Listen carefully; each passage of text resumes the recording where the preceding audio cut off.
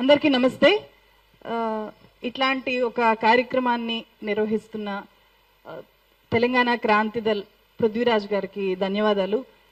మనమందరం కూడా ఈరోజు ఇక్కడికి సార్కి సంఘీభావం తెలియజేయడానికి వచ్చాము. బట్ నేను ఒకే ఒక క్వశ్చన్ అడగాలి అని అనుకుంటున్నాను. How dare you TDP, how dare you TDP to post like that, how dare you TDP to troll like that. లిటరల్గా తెలుగుదేశం పార్టీ ప్రొఫెసర్ నాగేశ్వర్ గారిని ట్రోల్ చేసింది, దారుణంగా ట్రోల్ చేసింది. ఒక ట్రోల్ పేజ్ స్థాయికి Telugu Desam party official Twitter handle దిగజారిపోయింది. ఎంత ధైర్యం ఉంటే, ఎంత బరితెగించిపోతే, ఎంత దిగజారిపోతే ఒక ట్రోల్ పేజ్ స్థాయికి Telugu Desam party official Twitter handle దిగజారిపోతుంది.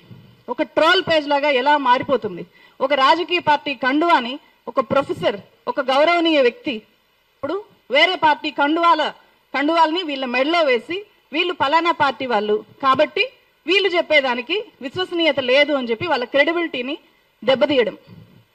ఇక్కడ వాళ్ళు కొనలేని వాళ్ళు ఎవరైతే ఉంటారో వాళ్ళ మెడలో ఇట్లాంటి కండువాలు వేస్తారు. సో మీ అందరి ముందు ప్రొఫెసర్ గారికి నా రిక్వెస్ట్ ఏంటంటే, మీరు డిఫమేషన్ కేసు వేయండి సార్. అట్లా చేయడానికి వీల్లేదు. అది మన ఆత్మగౌరవాన్ని దెబ్బకొట్టడం. అంతేకాకుండా భవిష్యత్తులో ఏ జర్నలిస్ట్ కూడా ధైర్యం చేసి తన అభిప్రాయాలను లేకపోతే ఒక నిజాన్నో చెప్పకుండా చేయడానికి ఇట్లాంటి చర్యలు దారితీస్తాయి. చాలాసార్లు నాకు కూడా అదే అనుభవం అయింది. ఇదే సేమ్ టీడీపీ నుంచి వైజాగ్ స్టీల్ ఫ్యాక్టరీకి సంబంధించి నేను ఒక చాలా పెద్ద ఇన్వెస్టిగేటివ్ స్టోరీ చేస్తే, వైజాగ్ స్టీల్ ఫ్యాక్టరీ పోరాటంలో భాగమవడానికి అక్కడ ఒక ఆందోళన కోసం వెళ్తే, నేను అక్కడికి వెళ్ళగానే ఐవీఆర్ కాల్స్ చేశారు. ఆ తర్వాత టోటల్ టీడీపీ మీడియాని మొత్తం దించి, టీడీపీ సోషల్ మీడియాని మొత్తం దించి నా మెల్లో కండువా వేసి నా నుదుటిన వైఎస్ఆర్సీపీ జెండాలు అతికించి చాలా నీచాతి నీచంగా ట్రోల్ చేశారు. అయితే అంతకంటే దారుణం ఇప్పుడు అఫీషియల్ హ్యాండిల్స్ నుంచి చేయడం. వాళ్ళ ట్రోల్ ముఠా నుంచి అప్పుడు చేయించారు, ఇప్పుడు అఫీషియల్ హ్యాండిల్స్ నుంచి చేయించారు. సో నేను చేసిన అదే వీడియోలో నేను వైఎస్ఆర్సీపీని కూడా ఎక్స్పోజ్ చేశాను, టీడీపీని ఎక్స్పోజ్ చేశాను. ఏ రాజకీయ పార్టీ వైజాగ్ స్టీల్ ఫ్యాక్టరీని ఈరోజు అంత దయనీయమైన స్థితిలోకి దిగజార్చేశాయో అనే పూర్తి విషయాల్ని నేను ఫ్యాక్ట్స్తో, డాక్యుమెంట్స్ ఆధారంగా, అక్కడుండే వాళ్ళ వాయిసెస్ ఆధారంగా ఎగ్జిబిట్ చేస్తే అంత దారుణంగా చాలాసార్లు ఎలక్షన్స్ టైంలో కూడా అంతే. అంటే ఇక్కడ నేను ఒక రాజకీయ పార్టీ అనట్లేదు, ప్రతి రాజకీయ పార్టీకి ఈరోజు ట్రోల్ ఆర్మీస్ ఉన్నాయి. వాళ్ళకి నచ్చిన వ్యాఖ్యలు ఎవరు చేసినా సరే వాళ్ళ ముఠాలనంతా కూడా ఆ పర్టికులర్ జర్నలిస్ట్ మీదకి ఉసిగొల్పుతున్నాయి. చాలా రాజకీయ పార్టీలు ఇదే చేస్తున్నాయి. ఇక్కడ వాళ్ళు వ్యవస్థీకృతంగా ఇట్లాంటి అటాక్స్ చేస్తుంటే మనం నిస్సహాయంగా ఉండిపోవాల్సి వస్తుంది. అరే ఎందుకు ఏపీ పాలిటిక్స్ గురించి మాట్లాడాలి అంటే నేను పదే పదే ఆలోచిస్తాను. ఏపీ పాలిటిక్స్ గురించి ఒక వీడియో చేయాలి అంటే చాలాసార్లు ఆలోచిస్తాను. ఇది నిజంగా చెయ్యాలి, తప్పదు చేయక అంటేనే చేస్తున్నా. ఎందుకంటే ఇదే పరిస్థితి. ఏదైనా సరే వాస్తవం చెప్పాలి అంటే అక్కడ స్వీకరించడానికి రెడీగా ఉండరు. తెలంగాణలో లాగా కాదు. ఏపీలో ఉండేవి రెండే పార్టీలు. ఉంటే నువ్వు అక్కడుండు, లేకపోతే ఇక్కడుండు. ఉంటే నువ్వు అక్కడుంటావు, లేకపోతే ఇక్కడ ఉంటావు.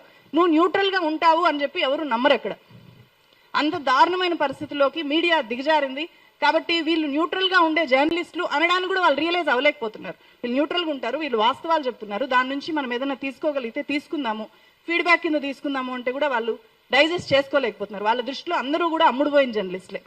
నిజంగా వాళ్ళు అమ్ముడుపోయిన జర్నలిస్టులు అని చెప్పి భావించరేమో కానీ అట్లాంటి ప్రచారం అయితే చేస్తారు. ఎందుకు చేస్తారు, ఎందుకు భావించరు అంటే అధికారం వాళ్ళ చేతిలో ఉంటుంది. ఎవరి ఫోన్ నెంబర్ అయినా వాళ్ళ దగ్గర ఉంటుంది. ఫోన్ నెంబర్లతో పాన్ నెంబరు అటాచ్ అయి ఉంటుంది. ఎవరి అకౌంట్లోకి ఏ పార్టీ నుంచి ఎంత ఫండ్ ట్రాన్స్ఫర్ అయ్యేది గవర్నమెంట్లో ఉండే వాళ్ళు ఈజీగా తెలుసుకోవచ్చు. అట్లాంటివి ఎక్స్పోజ్ చేయొచ్చు కదా. నాగేశ్వర్ గారి ఇన్కమ్, లీగల్ ఇన్కమ్ ఎంత ఉందో నేను అందుకే చెప్పాను. నేను చేసిన వీడియో స్టార్టింగ్లోనే 10 లక్షల రూపాయలు లీగల్ ఇన్కమ్ పొందుతున్న వ్యక్తికి ఏదో టీడీపీ దగ్గర, వైఎస్ఆర్సీపీ దగ్గర డబ్బులు తీసుకోవాల్సిన అవసరం ఉంటుందా? ఎందుకుంటుంది? పోనీ ఆయన ఏపీ పొలిటీషియన్గా మారాలనుకుంటున్నారా? రాజ్యసభకి వెళ్ళాలనుకుంటున్నారా? ఏమీ లేదు కదా. అంతకు మించిన మీ దగ్గర ఆధారం ఏమైనా ఉందా అని చెప్పి ఏమీ ఉండదు. నిజంగానే అకౌంట్స్ బయట పెట్టచ్చు కదా. పలానా పార్టీ నుంచి పలానా వ్యక్తికి ఇంత ట్రాన్స్ఫర్ అయింది అని చెప్పి తెలుసుకోలేవా? గవర్నమెంట్లో ఉండే వాళ్ళు తెలుసుకోలేరా? చెప్పచ్చు కదా. అట్లా ఎప్పుడు చెప్పరు, ఎందుకంటే చెప్పలేరు. ఫస్ట్ ఒక జర్నలిస్ట్ మీద తీవ్ర స్థాయిలో అటాక్ జరుగుతోంది అంటే ఆల్రెడీ అన్ని రాజకీయ పార్టీలు ఆ జర్నలిస్ట్ని కొనేయడానికి, వాళ్ళ వైపు తిప్పుకోవడానికి ప్రయత్నాలు చేసుంటాయి. ఆ ప్రయత్నాలకి లొంగనప్పుడు దాడులు చేస్తాయి. ఇది నాకు చాలా చాలా ప్రాక్టికల్ ఎక్స్పీరియన్స్. సో అందుకనే ఈ సందర్భంగా టీడీపీ ఖచ్చితంగా క్షమాపణలు చెప్పాలి అని చెప్పి ఒక జర్నలిస్ట్గా నేను డిమాండ్ చేస్తున్నాను ఈ వేదిక నుంచి. వాళ్ళు క్షమాపణలు చెప్పి వాళ్ళు ట్విట్టర్లో పోస్ట్ చేసిన ఆ పర్టికులర్ పోస్ట్ రిమూవ్ చేయకపోతే కనుక ఖచ్చితంగా సార్ని డిఫమేషన్ కేసు వెయ్యాలి అని చెప్పి రిక్వెస్ట్ చేస్తున్నా. ఇక్కడ ఇంకొక విషయం కూడా చెప్పాలి. రాజకీయ పార్టీల మీద, రాజకీయ పార్టీ లీడర్ల మీద మనం ఒక వ్యాఖ్యానం చేస్తేనో లేకపోతే ఒక వాస్తవాన్ని చెప్తేనో వాళ్ళు అంత అఫెండ్ అయిపోయి ఇలా దాడులు చేస్తారు. అలాగే రీసెంట్గా మనం చూసాం బండి భగీరథ్ కేసులో చాలా మంది జర్నలిస్టులకి, ఇక్కడుండే వనజ మేడంకి కూడా నోటీసులు వచ్చాయి, వీడియోల్ని డౌన్ చేశారు, చాలా చేస్తున్నారు. సో అంటే మీ దగ్గర పవర్ ఉంది కాబట్టి ఆ పవర్ని మీరు ఎలా అయినా యూజ్ చేయొచ్చు. మా దగ్గర పవర్ ఉండదు, మేము ఇండివిజువల్ వ్యక్తులం కాబట్టి మేము నిస్సహాయంగా ఉండిపోవాలా? మా డ్యూటీ మేము చేయకూడదా? ఆయన డ్యూటీ ఆయన చేశారు. సో మీ డ్యూటీ ఏంటో మీరు తెలుసుకోండి. మీరు చేయాల్సిన పని పక్కన పెట్టి అటాక్ చేయడమే డ్యూటీగా పెట్టుకోవడం ఏంటి? రాజమండ్రిలో పవన్ కళ్యాణ్ గారు మాట్లాడినప్పుడు కూడా ఆ మొత్తం అరగంట సేపు నాగేశ్వర్ గారి మీద మాట్లాడాల్సిన అవసరం ఉందా? ఒక రాష్ట్ర డిప్యూటీ సీఎంకి నాగేశ్వర్ గారి మీద మాట్లాడారు.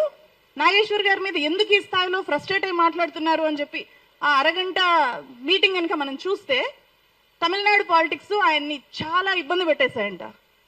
తమిళనాడు పాలిటిక్స్లో విజయ్ హాలోగ్రామ్స్ పెట్టుకొని, ఫొటోస్ పెట్టుకొని గెలిచేశారంట.